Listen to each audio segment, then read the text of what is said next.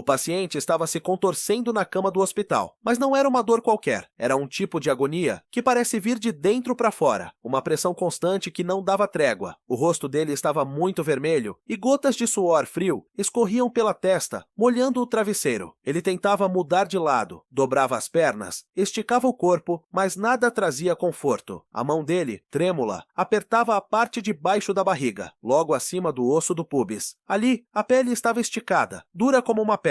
Era o que chamamos de globo vesical. A bexiga dele estava tão cheia que parecia que ia estourar a qualquer segundo, mas o caminho para a saída estava fechado. Cada segundo que passava era uma tortura física e mental, um grito silencioso por socorro que ninguém parecia ouvir de verdade. De repente, a porta se abriu e o profissional desinformado entrou no quarto. Ele não levava nada nas mãos, nem um estetoscópio, nem uma bandeja. Ele apenas olhou para o paciente com um ar de cansaço, como se aquela cena fosse um incômodo para o seu turno. Ele cruzou os braços e disse, com um tom de voz seco: "O senhor precisa parar com essa agitação. Já fizemos os exames e o senhor está apenas nervoso. É ansiedade. Se o senhor relaxar, a urina sai sozinha. Ficar desse jeito só piora as coisas." Ele nem se deu ao trabalho de encostar no paciente para sentir a rigidez da barriga. Para ele, era mais fácil rotular a dor como um problema emocional do que admitir que havia uma obstrução física clara. Ele minimizou o sofrimento de um homem que estava no limite, tratando uma urgência médica como se fosse uma manha ou uma falta de controle emocional.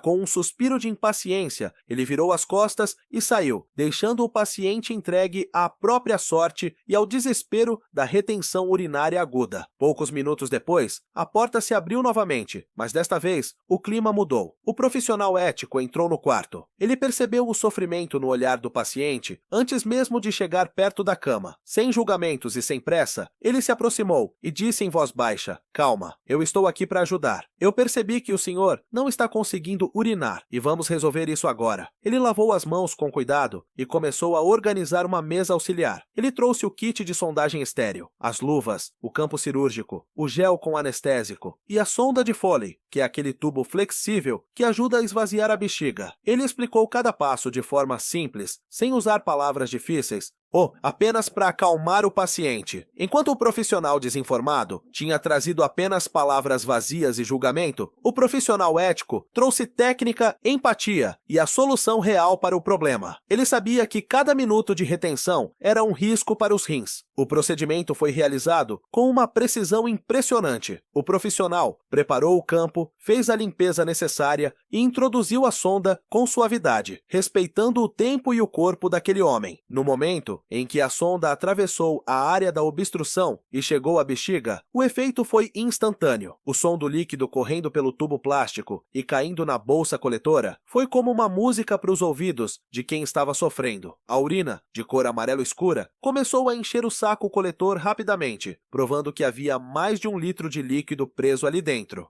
Na mesma hora, o corpo do paciente relaxou, a vermelhidão do rosto diminuiu e a respiração voltou ao ritmo normal. O alívio foi tão grande que o paciente fechou os olhos e deu um suspiro profundo. A justiça estava feita. A intervenção técnica provou que a dor era real e que a negligência do colega quase causou um dano maior. Aquele tubo de plástico, que muitos veem apenas como um detalhe no cuidado hospitalar, foi o que salvou o paciente de uma complicação grave. Mas isso nos faz pensar sobre o sistema de saúde como um todo. Por que em pleno século XXI ainda vemos profissionais que ignoram sinais clínicos tão óbvios? O que causa essa obstrução tão severa a ponto de impedir uma função básica do corpo humano? E o mais importante, agora que o alívio foi alcançado, quais são as regras que definem se esse paciente deve continuar com a sonda ou se ela deve ser retirada o mais rápido possível para evitar infecções? Existe um equilíbrio delicado entre a necessidade da sonda e os riscos que ela traz para o paciente. Antes de continuarmos, inscreva-se no canal e diga-nos onde você está assistindo nos comentários. Vamos entender agora como a ciência define o uso desse dispositivo e por que ele nunca deve ser usado apenas por conveniência da equipe de saúde. Para entender a gravidade da situação que vimos anteriormente, precisamos mergulhar no que acontece dentro do corpo muito antes de o problema explodir em uma crise. O sistema urinário é como uma rede de canais perfeitamente perfeitamente ajustada. Os rins trabalham sem parar, filtrando o sangue e enviando a urina pelos ureteres até a bexiga. A bexiga, por sua vez,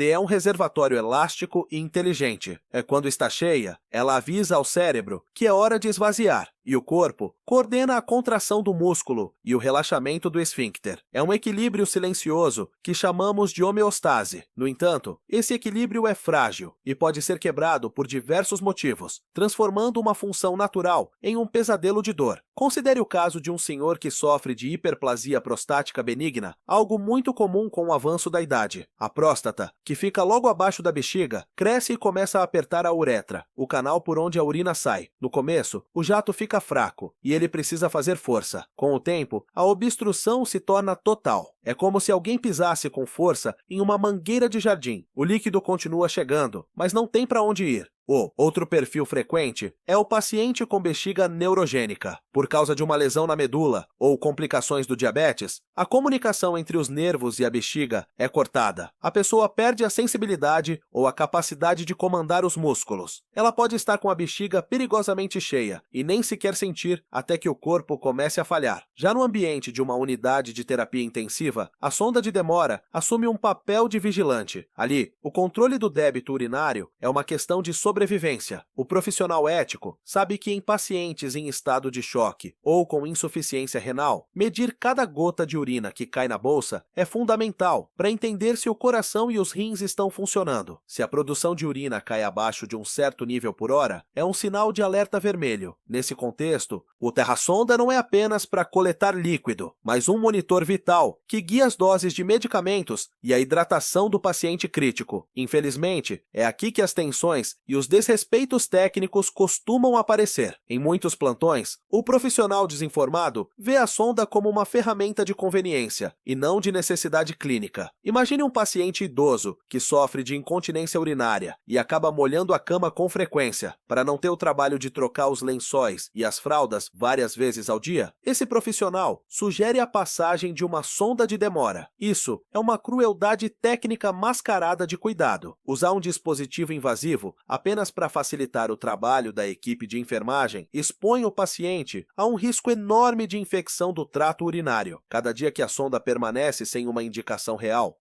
as chances de bactérias subirem pelo tubo e invadirem o organismo aumentam drasticamente. Essa falta de ética corrói a dignidade do paciente. Imagine perder a sua autonomia e ser submetido a um procedimento doloroso e invasivo apenas por preguiça da equipe. Além disso, as pequenas falhas nos protocolos de higiene, como não esvaziar a bolsa coletora da forma correta ou permitir que ela toque o chão, são rachaduras emocionais e técnicas que colocam vidas em perigo. O profissional ético luta contra essa cultura do atalho, defendendo que o corpo do paciente não é um objeto de facilitação logística. Tecnicamente, existem caminhos diferentes para cada situação. Temos o cateterismo intermitente, onde o tubo entra apenas para esvaziar a bexiga e é retirado em seguida, muito usado em casos crônicos para evitar infecções.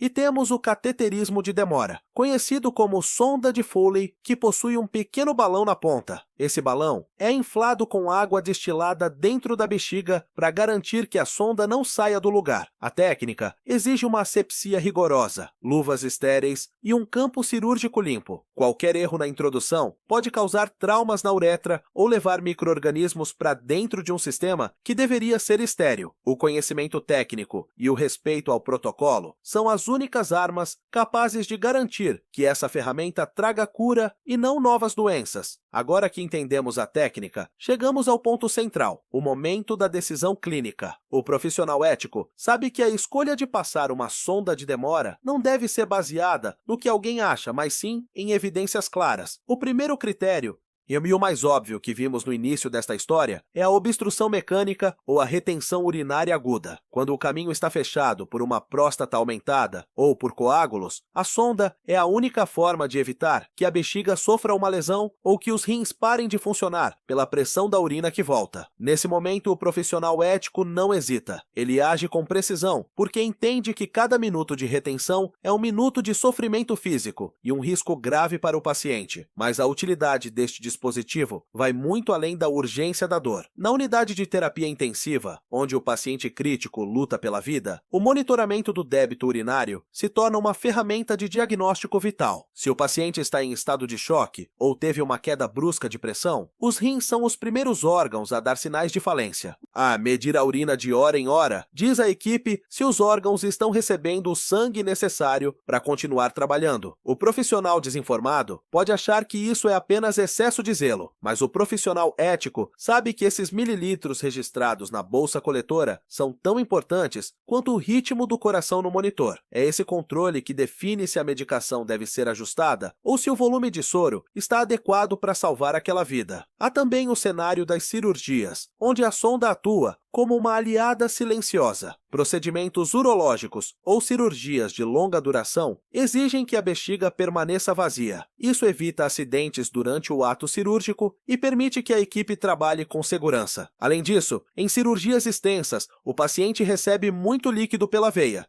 e, sob efeito da anestesia, perde a capacidade de controle sobre o próprio corpo. A sonda aqui não é um luxo, mas uma questão de segurança intraoperatória e de proteção dos tecidos internos contra distensões que poderiam causar danos futuros. Outra indicação fundamental é a ajuda na cicatrização de feridas complexas. Imagine um paciente idoso e acamado que desenvolveu uma ferida profunda, uma úlcera por pressão, na região das nádegas. Se esse paciente não controla a urina, o contato constante do líquido com a ferida aberta impede a melhora e aumenta o risco de uma infecção perigosa. Nesses casos, o profissional ético indica a sonda de demora como uma medida de proteção para a pele, garantindo que o local da lesão permaneça seco até que o corpo consiga se recuperar. É o uso da técnica para proteger a dignidade de quem já está fragilizado. Por fim, existe a indicação baseada no respeito humano, os cuidados paliativos. Para o paciente em cuidados paliativos, que enfrenta seus últimos dias, o conforto é a prioridade. Se a movimentação constante para trocar fraldas causa dor, a sonda de demora pode ser utilizada para garantir que ele descanse em paz, sem o incômodo da umidade ou da sensação de bexiga pesada. É uma decisão técnica carregada de compaixão, tomada junto com a família e focada apenas em diminuir o sofrimento final. Ao aplicar esses critérios, o profissional ético vence o debate contra o profissional desinformado. Não é uma disputa de egos, mas a vitória do conhecimento sobre a conveniência. O antagonista entende que o atalho para facilitar o trabalho da equipe é, na verdade, um risco ao paciente. O desfecho desta história não é apenas a inserção da sonda,